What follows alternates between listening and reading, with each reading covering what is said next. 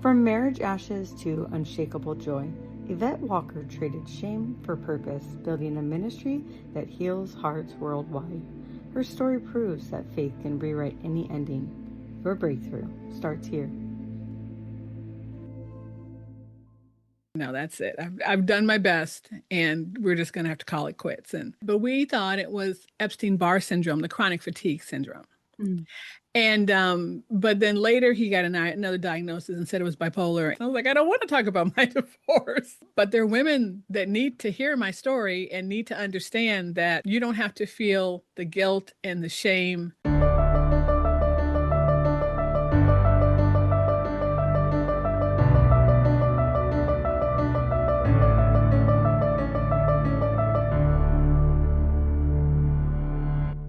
This is From Wounds to Wisdom with Barbie Moreno. Real talk, deep healing, and stories that turn pain into power. Let's dive in.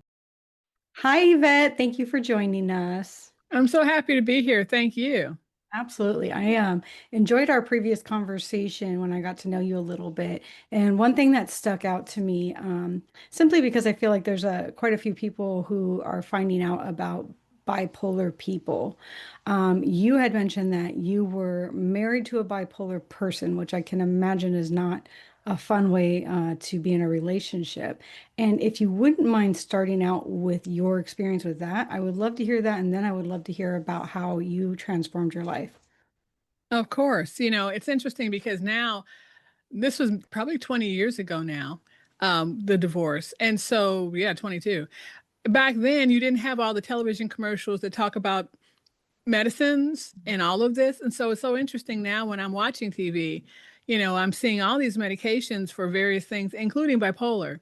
We didn't have that before. And I just wonder what things would have been like at the time if maybe it would have helped me understand a little bit more. But yeah, you were absolutely right. It was a difficult marriage, and also because I didn't know it going in. Mm. So we thought, and I think that he had been misdiagnosed. I don't believe that he tried to hide it from me, because he had bipolar 2. There's two different kinds. One is the manic kind, which even bipolar 2 people get a couple times a year. And then there's 2, which is a more depressive, where you are fatigued all the time. And he slept, 12 hours a day, more than that, often, depending on the different meds he was on. So I knew that he was fatigued a lot, but we thought it was Epstein-Barr syndrome, the chronic fatigue syndrome. Mm. And but then later he got another diagnosis and said it was bipolar. And the thing about disorders, I don't blame him. Right. It's a chemical imbalance in the brain. I understand that. But when you have these things, it is critical for you to treat it really holistically. You need to eat right, you need to exercise, you need to have therapy and take your medication. You can't just rely on one of those things. Right. And he didn't want to do most of them. He would take his meds, but that's it.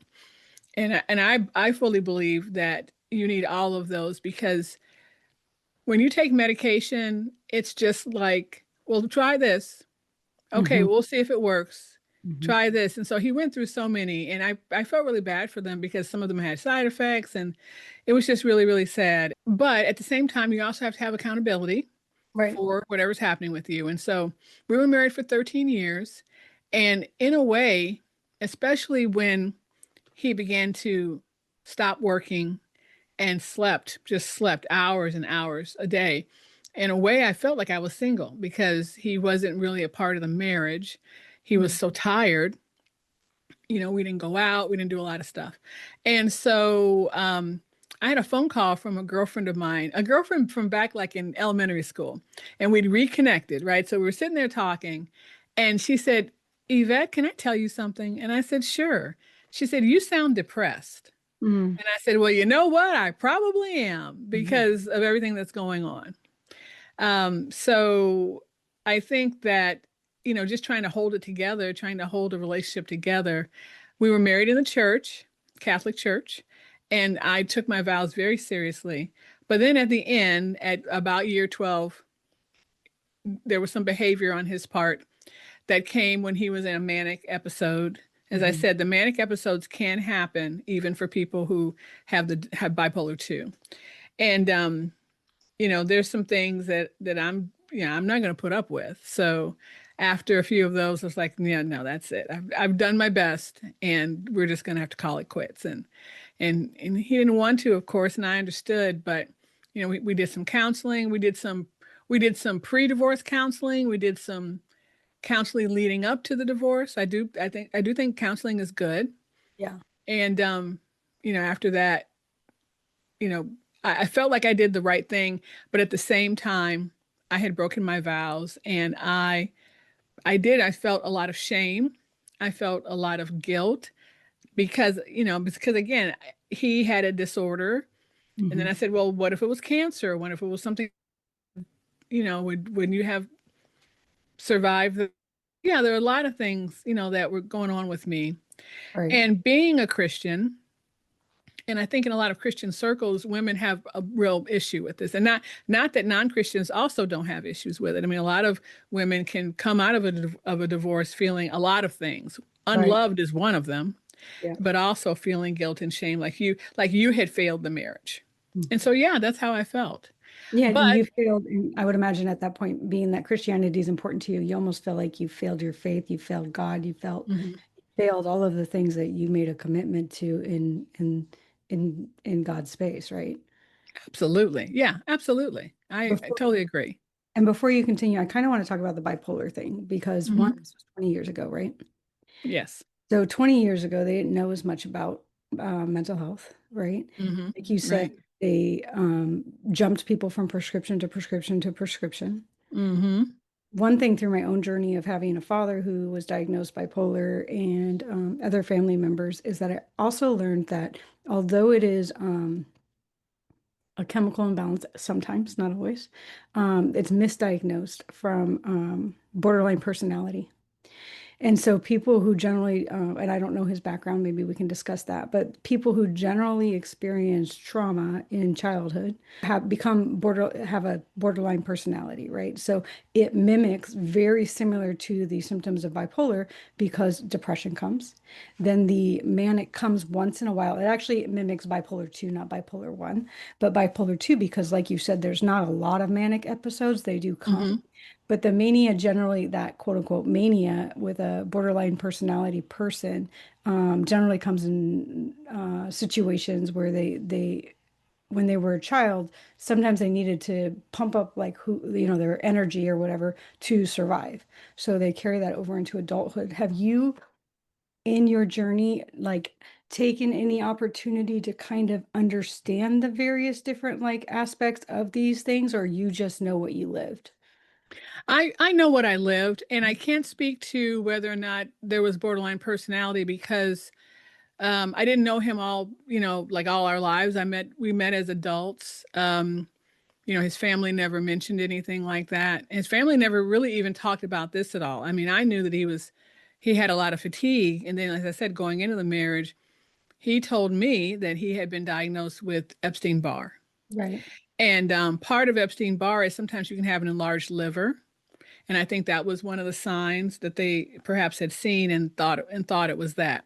But Hmm. I do think he might have been misdiagnosed, at least with the Epstein-Barr, yes, for Right. sure. But Right. maybe there was more. I don't. At the time, all there was really, there were support groups Hmm. that, and there were in the beginning, the early, beginning of the internet, there were actually online support groups, and I would go in there and I would read from people, and that's where I learned because again, I felt, of course, very bad for this person that I loved Yeah. and that he was going through this. So I was trying to make things as easy as possible for him. Can you say enabling? And so, but I At the learned from, sacrifice of yourself, I would imagine. Yeah.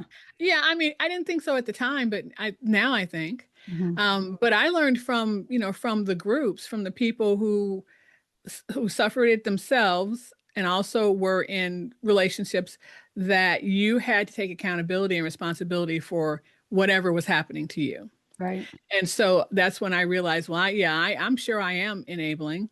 But what else can I do? Mhm. So beyond that, no. Beyond that, I didn't do any major study in it or anything like that.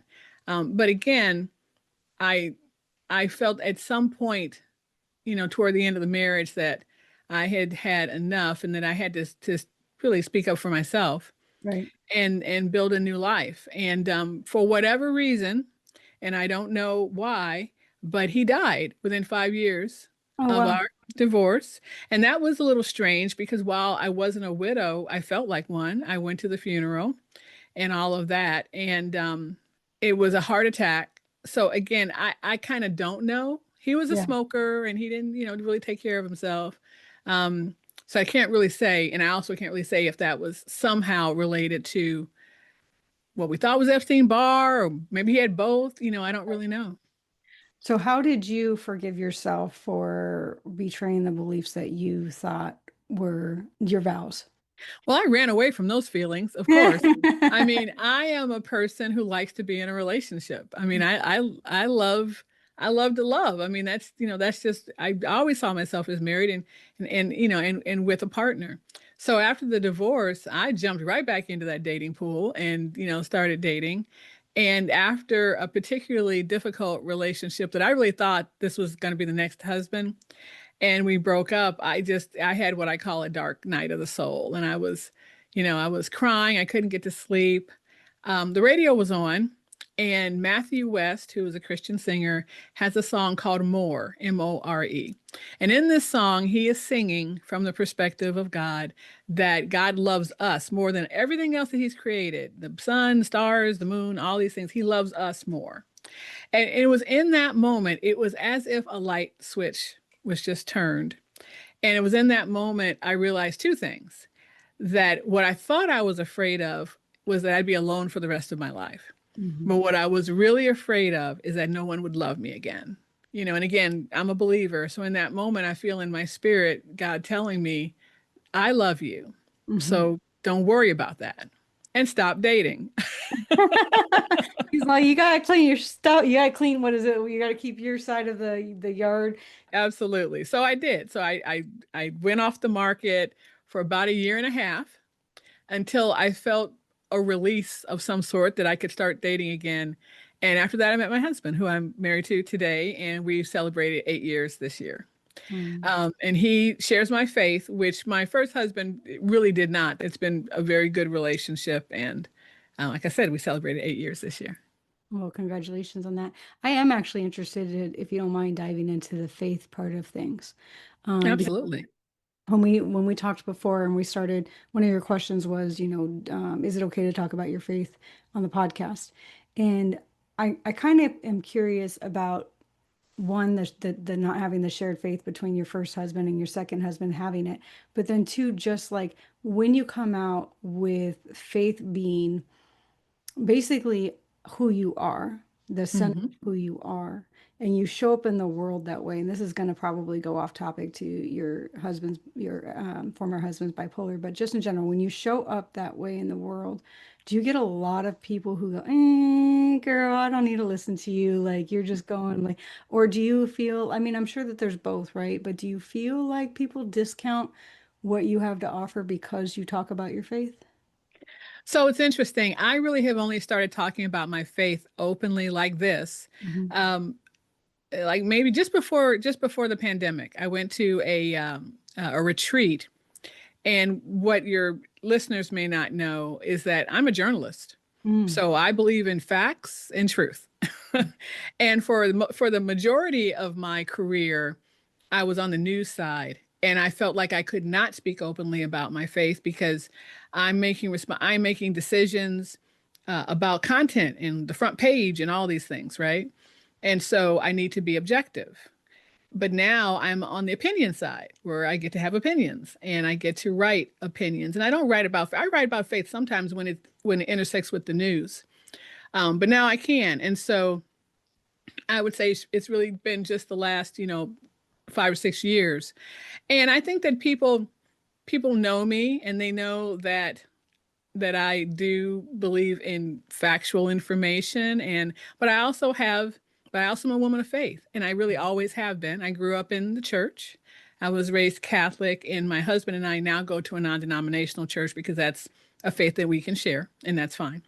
But my content, I'm a podcaster, I'm an author of devotional material, and we'll talk a little bit more about my new work, talking to women of divorce and people who are going through separation.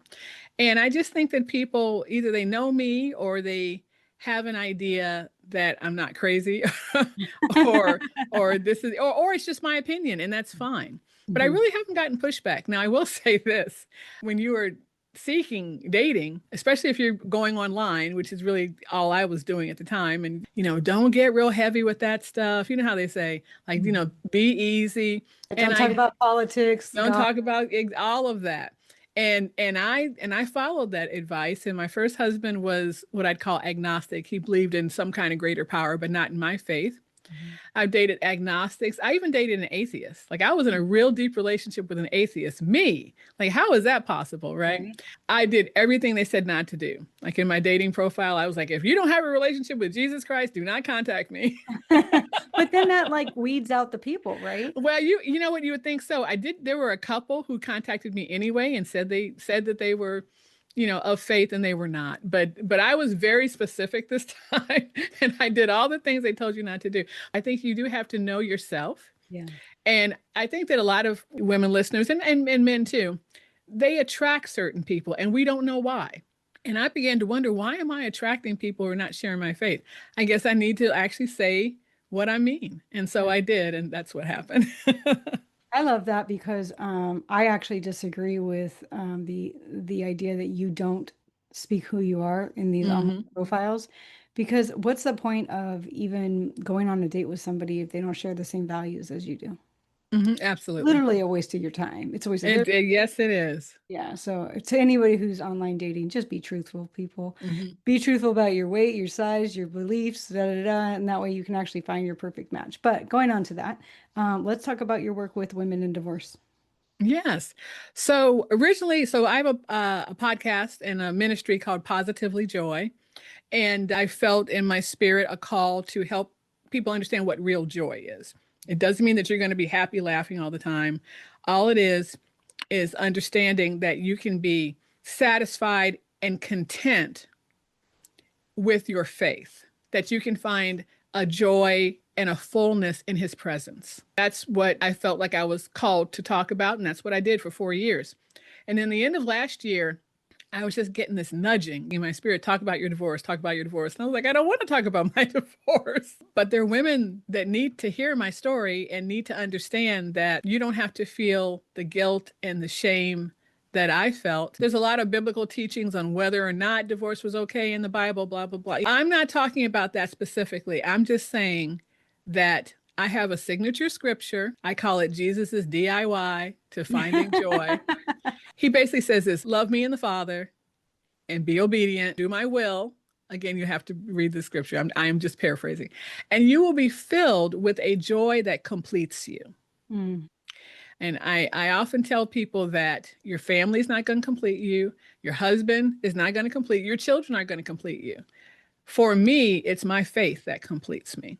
mhm. And it brings me, now, yes, I was a serial dater right after that divorce, but then I learned to be in his presence, to read the Bible, which I really hadn't delved into, to read the word, understand what he was trying to tell me. I think you That did. just makes all the difference.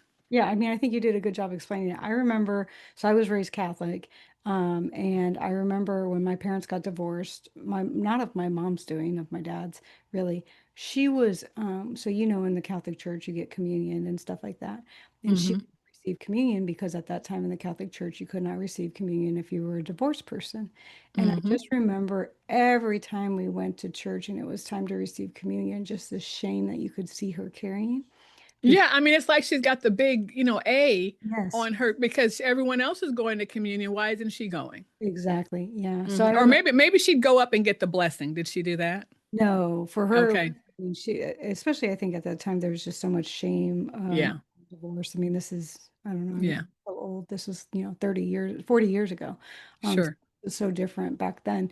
Specifically, I think that I'm not now involved with a particular religion, but I think that the church has actually changed their views a lot on the divorce because, well, there's otherwise they'd have no parishioners, Yeah. to be honest. Especially, I live in California, it's like a 70% divorce rate.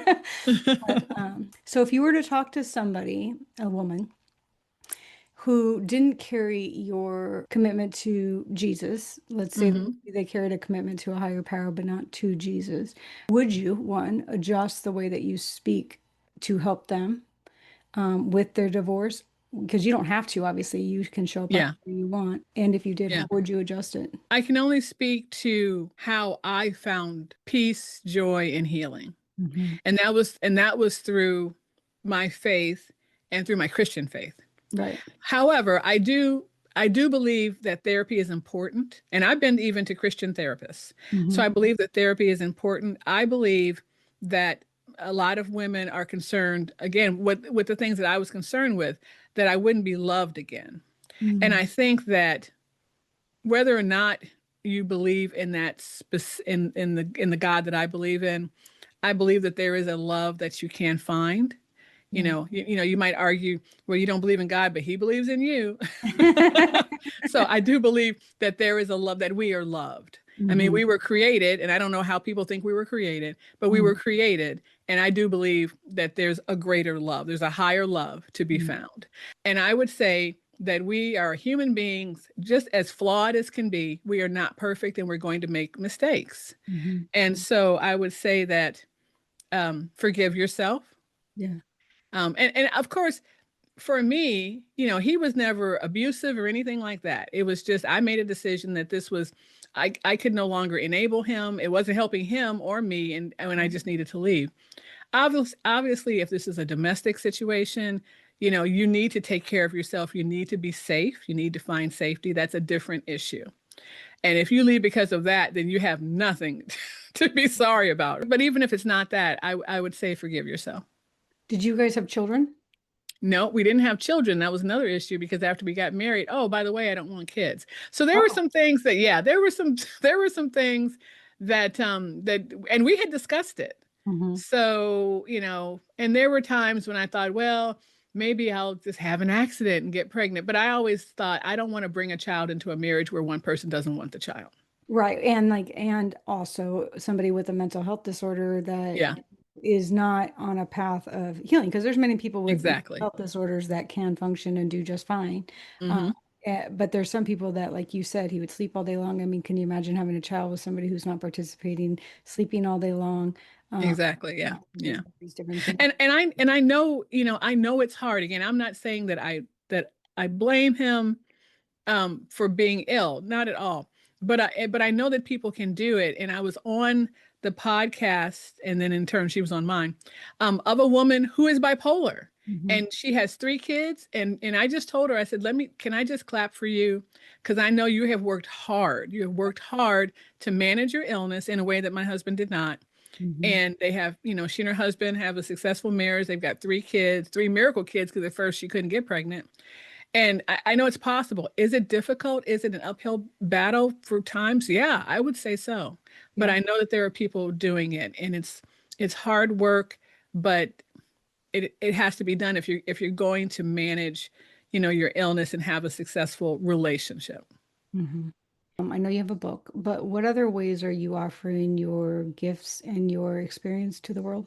At positivelyjoy.com, you can find everything. But I have a podcast. And so, with this nudging for me to talk about divorce, the podcast pivoted. And Hmm. now I have women on my show to talk about their stories. And Hmm. what I'm hoping is that through my storytelling and through the women that I'm talking to, that other people who are listening will understand, number one, they're not alone, that other people have made this decision, whether you're Christian or not, and they have found a way back or a way through the sadness, through the guilt and the shame, And grief. to get And close, grief. yes, and the anger, yes, absolutely. Yeah. I think a lot of And people there, don't remember the grief. Yeah. that's Sorry. right. And then also what I've started talking about is an organization called DivorceCare. Mm. So, and I knew nothing about this before. I'm not quite sure how long it's been around, but this is kind of an interesting story. So I decided I think I need to do a small group at my church to bring women in to kind of talk about this. And when I went to the small group leader, pastor, he said, well, okay, let me check. Of course, in my mind, I'm thinking, yeah, they're not going to want me to do this at all. But that wasn't true. The grief pastor actually said, I have been thinking of this very thing, and would you like to run it with me? Nice. So that was a confirmation for sure that I'm supposed to be in this space now. And so it's called DivorceCare. I have a link to it on my website. It's a national online and in person. You could call it a ministry. However, it is, there's faith involved, but anybody can go to this. Yeah. So you should check. If you go to church, you should check to see if your church has it or your community, because sometimes it's just at community centers. Or if there's nothing around you, you can just go to divorcecare.org, I believe, and you can sign up and just watch the videos online and go through the discussion questions and things like that. So that's another thing. And you're right. And I thought of that because every week is a 13-week course of sorts. And one week is anger, and anger is a big part of it. Absolutely. Hmm. Yeah, I Hmm. think anger and like I think some people like the grief part of it. Some people think, well, no one died, but a relationship died. A relationship died. Exactly right. It does feel like a death. And then when my ex-husband died those years later, it just felt very strange. It's like I don't know how to feel now. And as I told you, I kind of felt like a widow, even though I wasn't. Yeah. So you have your website, you have a Hmm. book, you have the mentoring Yes. group that you're talking about, and what else do you have? So I have several books out. One is a devotional about joy. I've got a journal to help people journal their feelings and journal joy.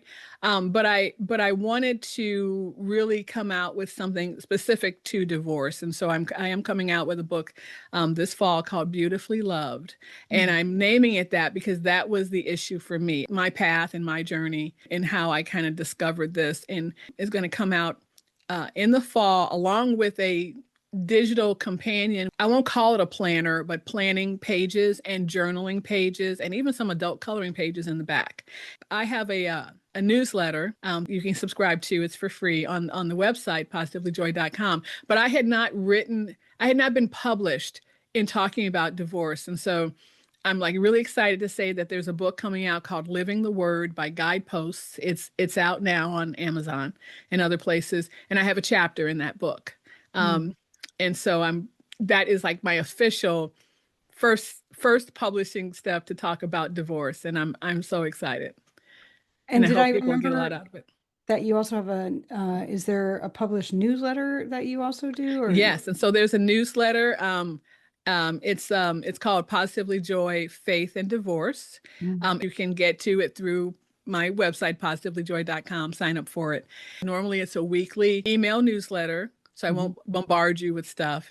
And we talk about divorce more recently, relationships, but sometimes I'll talk about like the Coldplay concert with the Kiss Cam, because that may end up in That was divorce. too okay. Yes, I mean, I'm probably gonna talk about that. that story was, I mean, first of all, let's be real, okay? So you don't want to be obvious. Don't like duck, right? Like I don't duck and know. cover your face. Nobody would have noticed. Nobody would have cared. You would not have shown it. Hmm. That's a whole different thing. Just like that. That's a whole different thing. That's But a whole different thing. I am in the news, although I'm in opinion right now. But I mean, I do, follow the news, and sometimes actually I did write something recently. I live in the Kansas and Missouri area, and the Kansas governor got divorced. Mm. And I wrote about that. So it kind of depends on what's going on. But most of the time, I try to be very encouraging and inspiring. And if you're looking for that, then I think you should definitely sign up. Thank you for coming on, talking to us, bringing us you. I'm sure you hear this all the time, but you have a sense of joy about you. So just even talking to you, I feel like would be uplifting for the listeners. So if they're driving and they're, maybe having a moment or a bad day, I think listening to this will just bring people up. I think so. And there's so many different experiences. I mean, I've talked to a woman who was in an Amish community and then she left and ended up getting divorced. I've talked to a woman who through divine intervention was able to escape her abusive husband. I mean, just all kinds of different stories. I've talked to women whose fathers were pastors, and Hmm. they had to, divorce and talk about that with their families. I mean, just lots of different stories that I think will resonate with people. For women, I always tell them you're worthy and you are enough, just as you are. What do Absolutely. you tell them? Oh gosh. Well, so I have a little phrase that says joy is not a feeling, it's faith. Mm. But to widen that, I would say joy is not a feeling. Um, you can forgive yourself Yeah. Yeah, and definitely. find joy. Yeah. You have to, right? Yeah, you do. You do. And I like what you said. You definitely are enough. And we are. I mean, we were created in his image and we were created to be enough. And we were created to be loved and to Mhm. love. Yeah. We were created from love. I mean, we are just, Absolutely. it's outside of, and that's why people are so miserable because you move outside of just being pure love. And that's where Mm-hmm. misery comes from. Mm-hmm. Yeah. It really is. Absolutely. I agree. Thank you. Thank you. Appreciate you. I put all your information in here for people if they felt like they were inspired by you and want to connect and learn more from you. We appreciate you bringing your gifts to the world. Thanks so much for having me. All right. Bye-bye. If this story spoke to you, let's keep the healing going. Visit barbiemoreno.com for my online course, Awakening Your Worth and Healing Energy sessions, one-on-one coaching, and your free healing guide. Your next step is waiting.